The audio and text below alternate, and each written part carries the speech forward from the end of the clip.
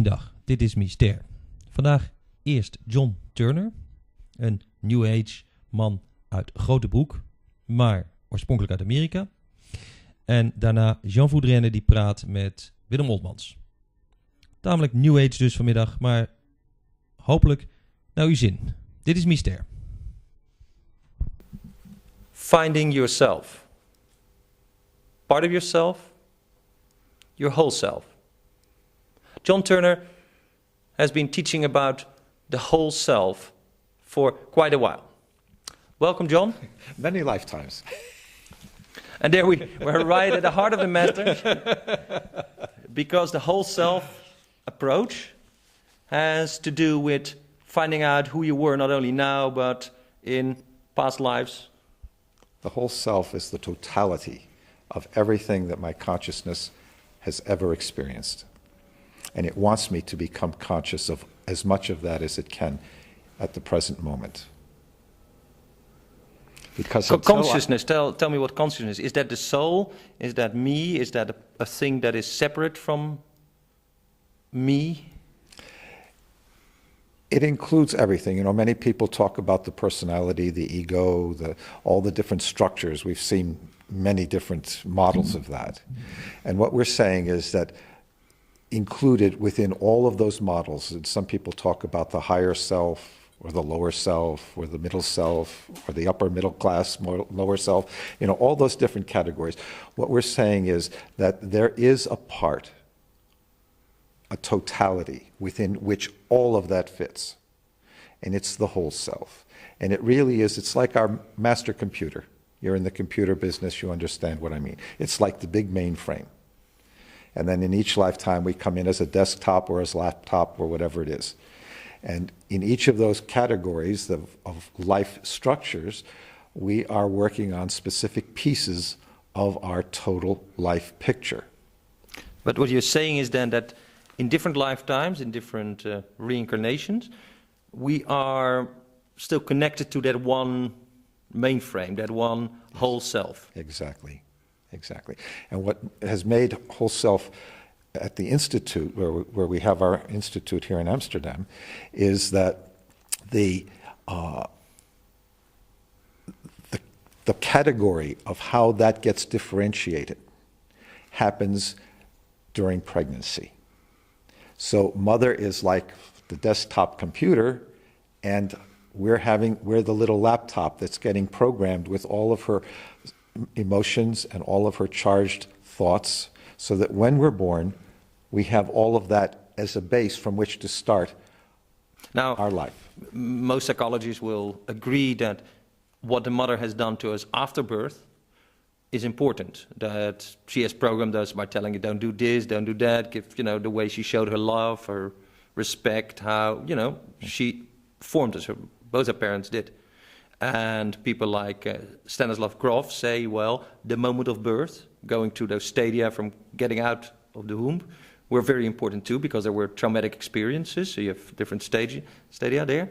But you say now, even before that, there is a transfer of what? Energy. But does that lead to personality, or does that lead to the fact that I have, I have hair and some people have less? I mean, thank you. You said that very nicely. Yeah. What we found is that when I die, I'll say it in the first person, when I die in a past life dimension with unresolved, charged emotional patterns, those patterns were locked into my consciousness in this three-dimensional world. So I have to re-enter this time space. So my whole self has a scar, or something that's not... Unfinished business. Unfinished business. Yeah, great. So I have to come back into this dimension, I have to come back into this room if I'm going to change the pattern. So energetically, my consciousness is attracted to a mother and a father who are vibrating with the same patterns, energy-wise, emotionally, that I had when I died in one of my past lives. It's not consecutive. Wait a moment, that should mean that I am actually choosing my parents. That's correct. Specifically because of those feelings. So you say, I choose from some not physically existing state. I choose my parents because I need that lesson. It's not saying, oh, I'm going to choose to go to that school. I'm going to choose to have a dinner today. It's not that kind of choice. It's a lifelong school. So. It's a vibrational attraction. So my consciousness is not saying, there's a mother and there's a father who are having those particular feelings, so I'm going to join that family. That's not what we're saying. What we're saying is that energetically, the consciousness, my consciousness, is drawn to that mother and through her to the father, who are going to give me the possibility to activate those patterns in my own life in order to change them. Because that's what I have to come back for, is to change those patterns. Except biology lessons have taught me, maybe it's not true, but there were a few million sperm cells there and one female ovary cell, and then all of us were trying to get there. One of us won, became me or became the baby, with the genetic code of DNA. Why me? Why not those million others guys there? Were they all trying to find the same energy? The sperm is not my consciousness. The egg is not my consciousness. Does that come in later then? My consciousness comes in after. After the process of when the process of growth starts. But you see that this is where... The sperm and the egg are only the initial programs that are going to set up my body for this life. The DNA. Yes, but that decides the length of my fingers and a number of... Physical characteristics. Exactly. That's creating the physical body that my consciousness will then use in this life to work through the patterns, to activate the patterns and work through them that I need to release myself from mistakes that I made in past lives. Mm-hmm. Coming back to where we started, hardware and software. So the DNA is the hardware, and then the energetic patterns that make that work is the software. Right. When I was in practice in Beverly Hills, California, I was getting patients who had been rejected as incurable by their therapist. And I was sitting at my desk one day, and I had a very transpersonal experience. I was thinking to myself, what can I do to help these people? It's a simple question. But in the process of doing it, I closed my eyes. And what that did is it took me into an altered state of consciousness. And I got the inspiration that if I could regress these individuals back to explore the charged emotional patterns of their mother and father in the 9 months before the birth, they would experience very rapid healing. And that's what I did. And people were healing themselves very rapidly. Usually I was one of the first to pioneer in working with people for 4 to 8 hours in one session. But that probably means that you have to bring me back to that state. Yes. Make me remember that first 9 months. Right. Well, how do you do that? I just ask you to close your eyes and do it. I don't have to go and sit in a hot water tub and something that resembles my mother's womb. As soon as we close our eyes, yeah, we're in an altered state of consciousness. And we can recover any information. See, the whole self knows everything we've experienced. So if we just ask the whole self, well, it's very interesting. May I tell a story? I was working in London at a conference, 4,000 people in the room. And we had a stall there, a little stand. And a woman came by, and she asked me what she could do to help her daughter, because her daughter was 10 years old and had suddenly refused to go to sleep. Absolutely refused to go to sleep, had gone from good grades and good deportment in her school to the bottom of her class. Her 2 brothers were constantly picking on her, and this woman was desperate. So in the course of that little exchange of information, I asked her, when you were pregnant, did someone die? And she said no. And I said, well, let's try a little experiment. If you can close your eyes, if it feels comfortable to close your eyes, I would like you to allow your whole self, please, to let you experience during your pregnancy, did anyone, and before I even finished the question, she opened her eyes and she said, I had had 3 miscarriages. And throughout the entire 9 months of this pregnancy, I was desperately afraid to lose this one too. Exactly the feeling of fear that the daughter was having. Now, so she said, that's clear. I know where that comes from. Mm-hmm. Now, how do I get that communicated to my daughter? How do we stop that behavior? And I said, well, she's, I think, 9 or 10 years old. She's old enough to understand. Why don't you sit down and talk with her and tell her exactly what you just told me? 3 months later, I get a phone call from her, and she said, I did what you suggested. She is now number 1 in her class, and her brothers have totally stopped picking on her. Her life has totally changed, just from that simple passing of information from the mother to the daughter. Now, a psychologist might say, yes, so this child had something that she missed in reality, or a missing link. She didn't know what the reality message was, and your approach have helped her to understand that, in fact, her mother was worrying about death, and that followed her till she was 10, and then it became clear. I think it must have been 9, because it was, usually there's a number connected with the pattern. 9 months so and 9 months and 9 years would more correlate. I think it was probably 9 months. Now, it still sounds as if you, by asking the mother to do that, apply some kind of hypnotic trick. Because if I ask my children to close their eyes and remember their past life, nothing happens. They will probably start laughing and say, hey, Dad, what are you doing? Well, that's why they would laugh, so they would cut off the possibility of getting that information. Yeah. But if you could get them to be simply quiet, and it's not just a matter of looking at it's not like life. you use strange forces to get this out. No. What we would have done, if I was working with that woman in a total session, the pattern that the daughter had of the fear of death probably also was from a past life. So I would have asked the little girl to feel the fear and to use that as the link, the coaxial cable to the computer, which the hologram of her past life that contained the information of her dying with that fear. Now, there are many approaches. I mean, Scientology does it, which says, okay, remember what you experienced in this life. Suppose you had a bad experience, remember it now.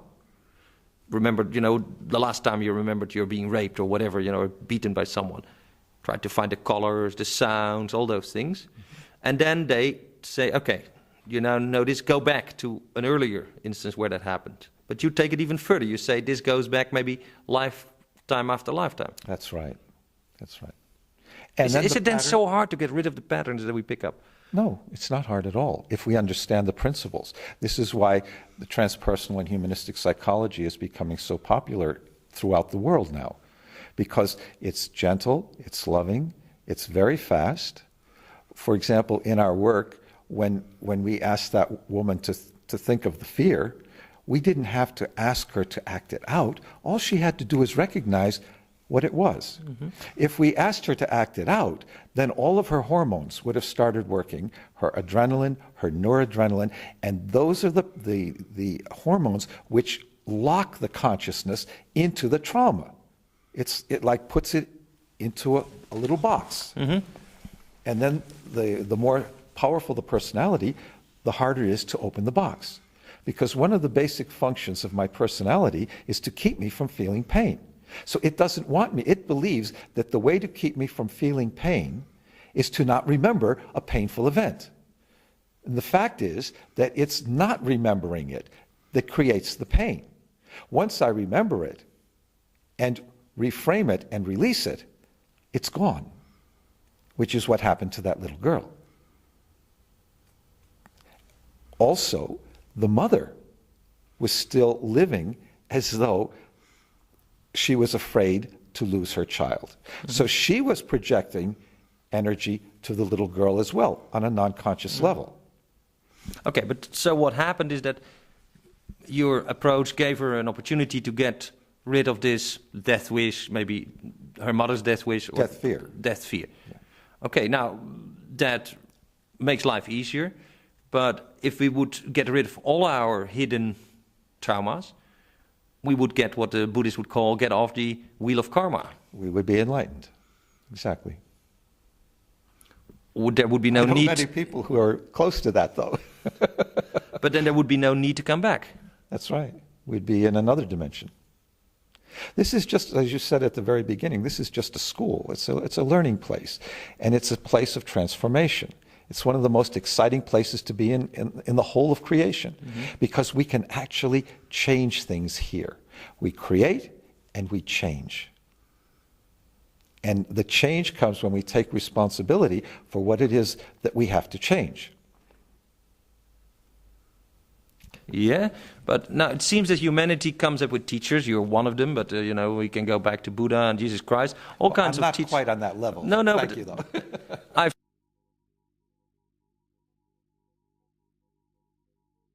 seen hundreds of teachers, and they all come with this approach or that approach.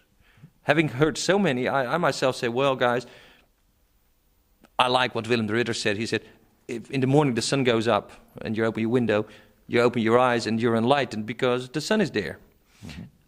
All these things seem a little bit artificial.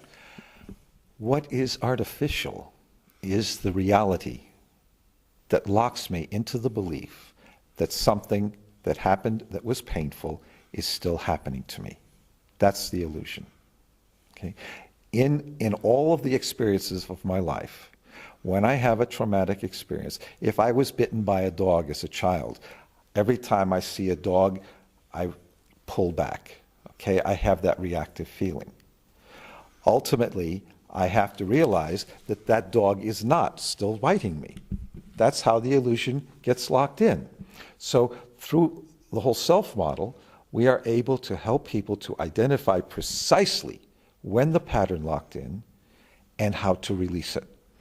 What's also interesting is that when I lock into the pattern the first time, I have to do it again.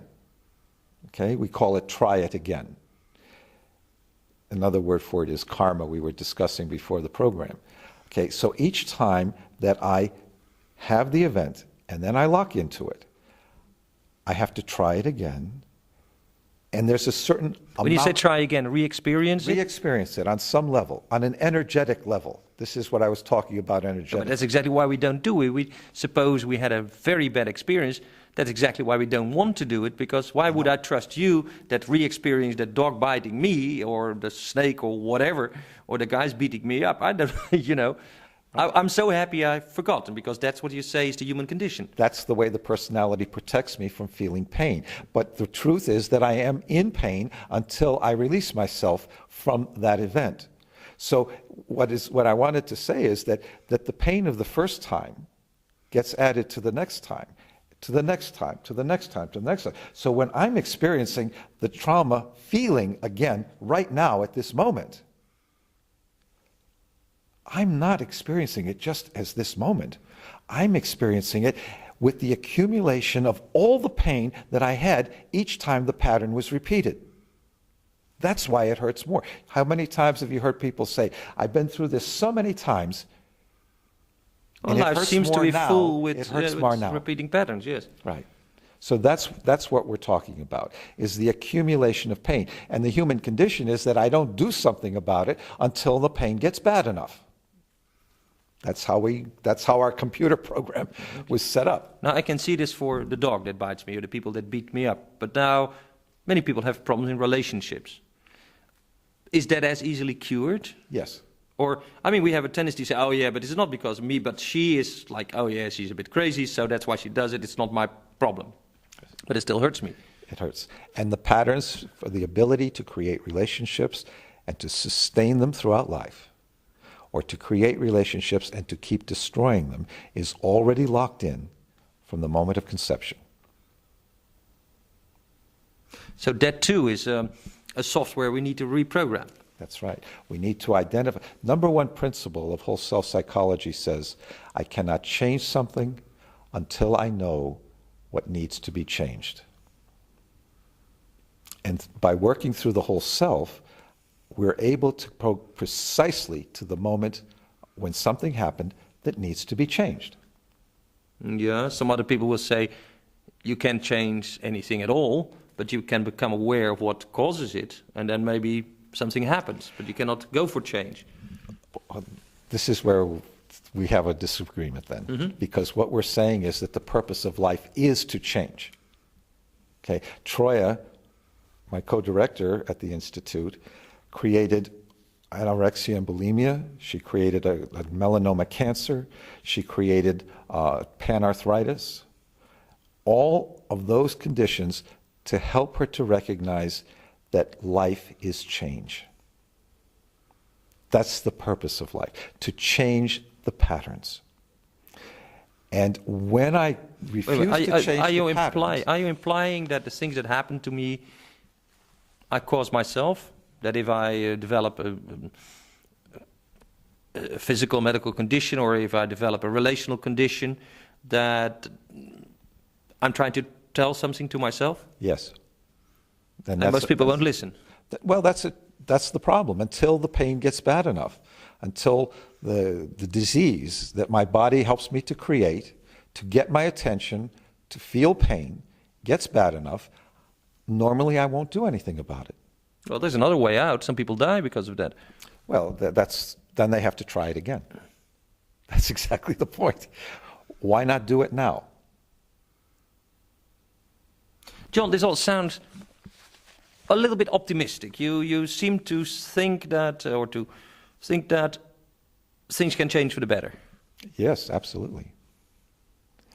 How did that go in your life? You said you worked in Berkeley, California. No, I worked in Beverly Hills. Beverly Hills, even worse. Tim Lear lived there. I've been there. Nice houses, expensive people. I had a talk show in Hollywood.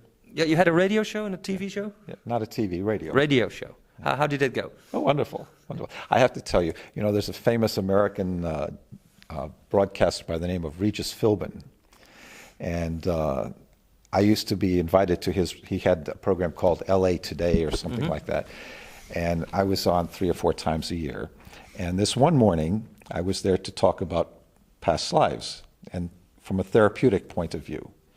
And just before we went on the air, I was on the interview couch, and on the next set, he was doing an interview with a man who was using bananas to do lots of different things, like polish your shoes, So they took a break, and Regis came over, sat down, and just as the red light went on the camera, I said, Regis, is it true that in a past life you were a banana? What did you say? No, I was a monkey? No, but I mean, the camera people were rolling around on the floor. It was wonderful. And that was like just getting a very humorous awareness that we do have more than the dimension that we're living in this body. And that was the reason why I asked the question. You did this radio show, so you got patient, how you say clients probably, but you got people with problems, or you got fellow psychiatrists, psychologists? I was working, interviewing people who had written books mostly about the mind, the consciousness, the spirit. And sometimes we would open the phones and I would give advice on the phone. Yeah. Yeah. What were the most impressive people? Well, Alan Watts. I don't know if you know that. Yeah, Alan Watts, the philosopher, the guy who in the end of the 50s and the early 60s brought Eastern thinking to the West. That's right. Inspirator of Kerouac and all those guys. Right. And he flew to Boston. I was there at Boston University at the time. He lived in Marin near San Francisco. And for some reason we started talking about death. It was, the whole program was about death. And when we finished the program, I asked him if he would like to come to my home for Sunday dinner. And he said, no. He said, take me to the airport. I said, but your plane doesn't leave for 8 hours. He said, I know, but they have the friendliest cocktail lounge at Logan Airport in Boston. And I said, you mean you're going to sit there and drink for 8 hours? And he says, there's nothing I enjoy more. So I took him to the airport. 2 weeks later, I was in the newsroom, and I looked at one of the news machines, and the bulletin came in, Alan Watts, famous philosopher, has died. So already in that program, he was preparing his consciousness to be moving into that next dimension. And we had many experiences like that. What did strike you in Alan Watts? Apart from him dying, but that's a condition we all have to face. He was a man who really was dedicated to helping people understand consciousness. That's my feeling about him. And he was a very warm person. I mean, we had just even the few hours that we were together were very meaningful. And I had hundreds. I mean, I did about, I guess, 600 programs in those years. Do you think it has an effect? I mean, I ask this because I do a similar thing now, and do you think it helps people to see all the various point of view? That's the whole point. I mean, this program, what we're talking about right now, is not going to resonate to everyone. But if one person hears what we're discussing and says, that sounds like something that's going to help me in my past, my goals to change what I need to change in my life, then it was worth doing this. Okay. Even if nobody calls up, but they are willing to make that change within themselves to say, yes, there is hope. Yes, there can be something that can be done. And then do something. You know what happens, Lou, it's very interesting. When I am in pain, normally what I'll do is read a book. You know, there's not too much commitment there, right? Or, so I get a little help from that. But I still have pain. So then I'll go to a lecture about my pain. And that can help too. And then I still have a little pain. So then I decide, well, maybe group therapy would be good. So I get through group therapy and I still have a little pain. So then I say, well, the group therapy helped, maybe private therapy would help. So then I get private therapy, and that can help. But I still have pain. So then I become a therapist.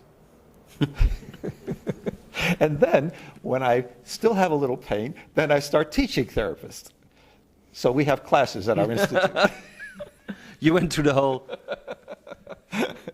Well, I think, I'm beginning to think more and more that healing, if you want to heal, you have to feel what's there, and your approach is only one of many to help you feel, because it gives you like a point of reference. Say, okay, maybe this is from that period or past life. But if we can concentrate on the feeling, on the pain, really, I think that's in itself healing, because then I think our body and our mind has very good systems to take care of it. The pain comes from resistance. The more I resist, the more pain I have. This is what Troya learned also. So that when she had her arthritis, she used no medication for 5 years because she wanted to learn what she needed to learn from those conditions that her body was saying, pay attention. You have come here to learn something. What can you learn from it? And now that she's learned that, she doesn't have those conditions anymore. Of course, that's a point where in the past, for instance, in Holland, Louise Hay was a person who did lots of tapes, and you could listen to it and could help you to work through sicknesses, illness, anger, whatever. But also people said, afterwards, yes, but I listened to the tapes, it didn't work, and I still died of cancer. Or, well, they don't say that, but people were blaming and say that this was taking people away or keeping them away from the medical system, from the hospitals, from the doctors, that could have helped them. I mean, that's a grave choice to say, yes, I have this condition and I'm only going to listen to myself and not to the doctor. One of the most important things that I learned was that I was working with people who wouldn't have been sitting in my office if they had not had medical treatment. They would have died long before that. They had medical treatment, and then they could come and we could help them to understand why they had those conditions.